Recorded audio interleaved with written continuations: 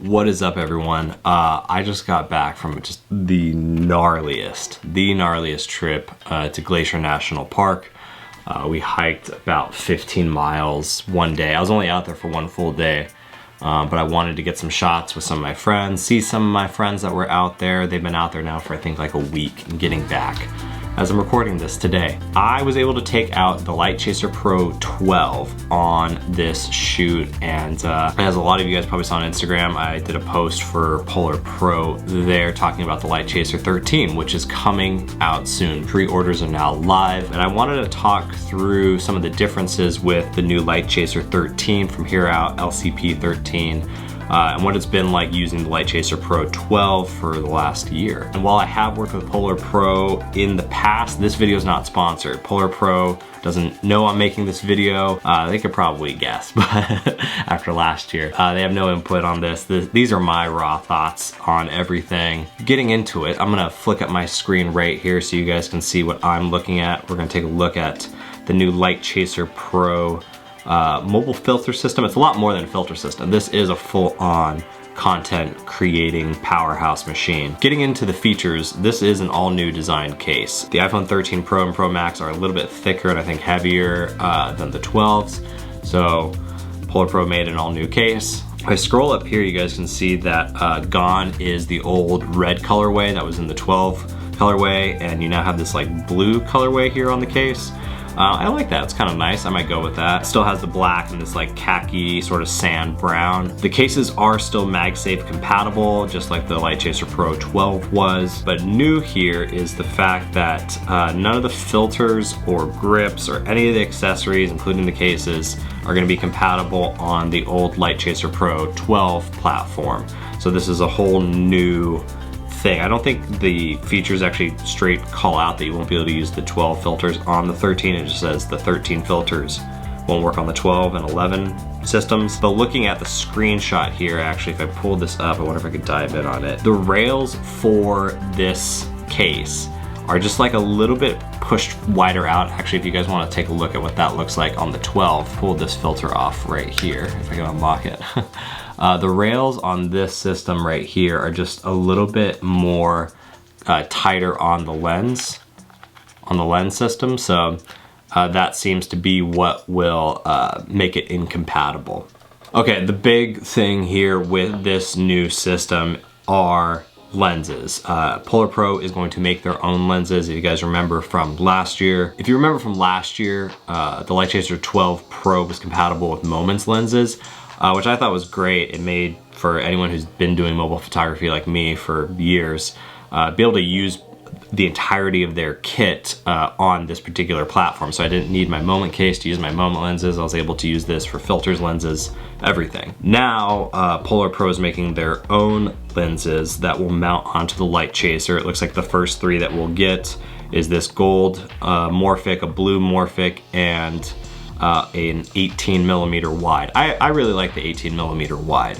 That's been a fun one for me to shoot with on the Moment side. I'm really curious to see the quality difference. Hopefully I'll be able to do a side-by-side once this kit actually drops, but I think this is a good thing for mobile creators in general. More competition in this space at a high level. I think that'll just keep creating more incredible products in this space for creators. So I'm really happy to see this. I can't wait to try it out. I will say I have like two concerns here. The first one is the anamorphic lenses are a 1.33 squeeze. If you've never shot anamorphic, it is a really cool look, but having an app to then de-squeeze them into like a normal sort of aspect ratio, a normal sort of look, I don't know what app that's gonna be. Moment has their own app that does that. I don't know if these lenses will then be compatible with the Moment app. I want to say it's the same squeeze ratio, so they could probably use the Moment app.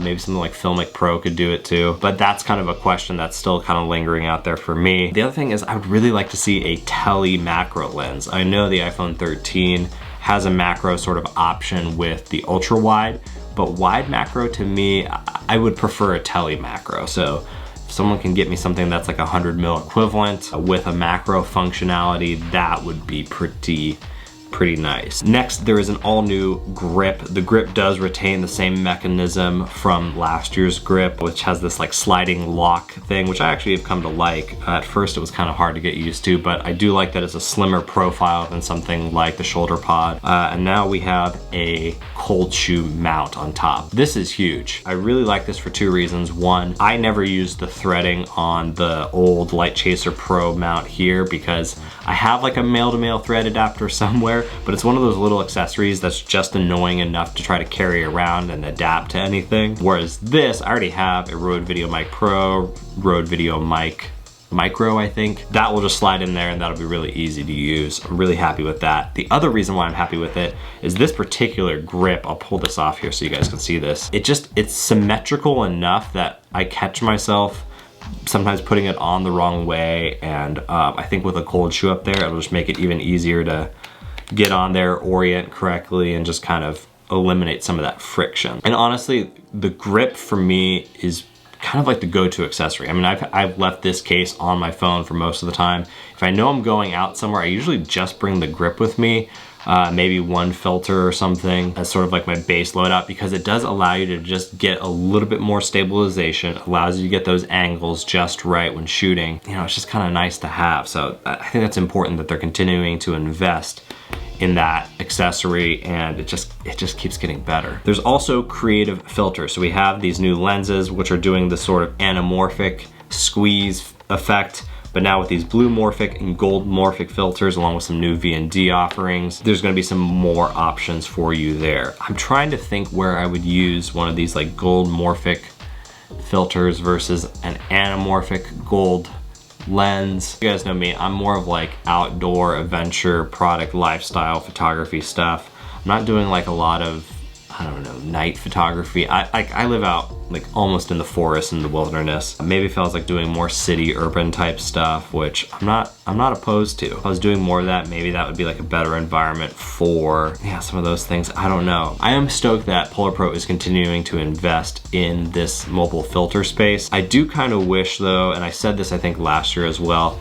that these filters were like a standard thread mount that went onto a rail system or somehow attached to your phone well. But then if you wanted to take that kit over to say like a crop sensor camera or even a full frame sensor camera, maybe something where like you have like a 67 millimeter thread mount, that would be kind of nice, because right now I think it's tough to invest hundreds of dollars into a filter system for your mobile phone, at least for me, and then go, okay, these filters have to be sort of married to this phone, to this platform. And then, you know, if you want to upgrade your phone, having to get rid of all of your filters and lenses because they're not even compatible with the next generation or even next year's phone, that's it's a little tough for me. So I think the one thing that is going well for this sort of tightly crafted filter mounts and things like this, things that are only working with a generation of phone, is that mobile phones are better than they've ever been. They're lasting longer, and I think providing great value for more than just a year or 2 years. I still have my iPhone 10, and that's still, I think, a great camera system. 4 years on, hopefully the 12 and the 13 will get 4 or 5 years of quality updates and still be shooting quality video. I mean, at 4K 60, the 4K 60 footage that I was able to shoot on this system with this filter, the grip, everything, it just looks good. It looks really good. I'll show you guys a little bit of that right there. I'm still working on some of that footage from Glacier, but I think that is the one thing that could make a justification to invest in a big system like this. You know, you could probably get 4 or 5 years of life out of it, because that is the challenge right now, is a lot of the older stuff in mobile photography, like I'm thinking about like the shoulder pod grips, the moment lenses, those were great because they were compatible over generations of devices. My moment lenses I've had for 4 years, 5 years maybe now. All you had to do was change out the case and the grip still worked, the lenses worked, the filter mounts work, things like that. But after using the LiteChaser Pro now for a year, it is a better experience using a kit that is fully crafted for the device that that kit is on. Having a slimmer case, a slimmer grip, having filters that just sort of work, just attach and go. This setup really is the best mobile photography setup that I've ever used. Mobile video, photography, anything. So pre-orders for the LiteChaser Pro 13 are now live. You probably will not get one until 2022, maybe end of 2021, but it looks like early 2022 is probably the reasonable expectation for getting these kits in, which is kind of like what it was last year. The pre-orders went live, I think, around this time last year, and they started shipping out, I think, end of December. I think I got mine somewhere around there, December, early January. It's been worth it, I think. I think the system's really rad. If you're a content creator, if you're shooting primarily on mobile, and I think this is actually huge too, I do want to say this, as someone who started their journey on mobile and has continued to incorporate and use mobile photography and videography in their content, this kit is it. I've yet to see another company create a tightly integrated accessory ecosystem like this that is just so easy to use. This is a lot lighter than my old mobile photography kit. I will leave you guys with this. I'm posting on my Instagram a photo that I took with the LiteChaser Pro 12 on the iPhone 12 Pro Max out in Glacier, side by side with a similar shot that I took on the Canon EOS R5, which I'm filming this on right now, with I think the 28-70 f2. Very expensive loadout for that Canon R5 and the 28-70. But putting those two photos side by side, I'm curious if you can tell which photo is shot on which camera. I'll throw them up right here so you guys can take a look at them. But leave a comment down below which photo you think is on the LiteChaser Pro 12 with the iPhone 12 Pro Max. Which photo do you think was taken on the Canon EOS R 28-70? I'm gonna have that post also on Instagram as well, so if you guys wanna submit your thoughts there. I'll be doing a separate video kind of talking about where cameras are going and how creators can think about these tools and building their brand and following and getting their best work done with just so many awesome tools at their disposal. So with that, thank you so much for joining me here for this video. Subscribe if you have yet to. And for everyone who already has, I'm honored by all y'all. Be kind both in life and in the comments below, and we'll do it again soon. Later. I feel like I should, yeah, this should be the outro.